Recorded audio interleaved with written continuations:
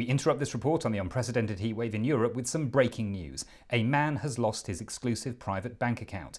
With more on this shocking development, we go over to our distractions, overreactions and culture wars correspondent, Jonathan Goodenough. Yes, that's right. The world was turned on its very axis today when papers acquired by unsuccessful politician but successful malign influence Nigel Farage revealed that exclusive private bank Coots closed his account because he fell under their wealth threshold, but also possibly because of his reputation. What reputation is that? Well, according to the report revealed by the reigning Question Time champion, he is seen as a disingenuous grifter with xenophobic, chauvinistic and racist views. Gosh. He is also described as someone whose views are distasteful and appear increasingly out of touch with wider society. Do they have any proof of this? None at all, except everything he's ever said and done. What was his response? He said it was a nasty, prejudiced piece of work filled with vitriol. Sorry, was that his description of them or their description of him?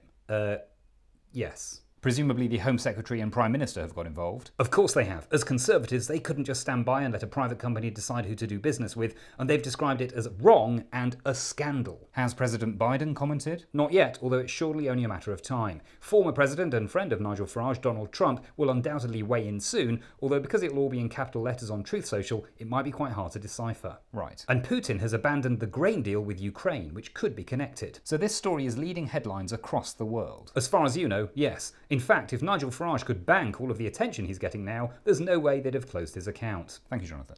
We're now joined by Sir Jeff Jeffrey, who raised the issue at Prime Minister's Questions today. That's right. We cannot stand by and let a good man be debanked. Have you ever used that word before? No, but I like it. Your constituents might have expected you to ask a question about inflation or cost of living or the climate crisis. No, I know my constituents and they don't care about any of that. They care about a rich man losing access to an exclusive private bank account. Could happen to any of us. You believe this is a free speech issue. Of course, nothing is more important than the right to freedom of speech. What about the right to protest? No, that's very different. That's about trying to change things, nothing to do with freedom of speech. Doesn't that make you a hypocrite? Thank you, Sir Geoffrey. Next up, first they came for Nigel Farage and I did not speak out. We ask, what's the most grossly inappropriate reference you can find for this story?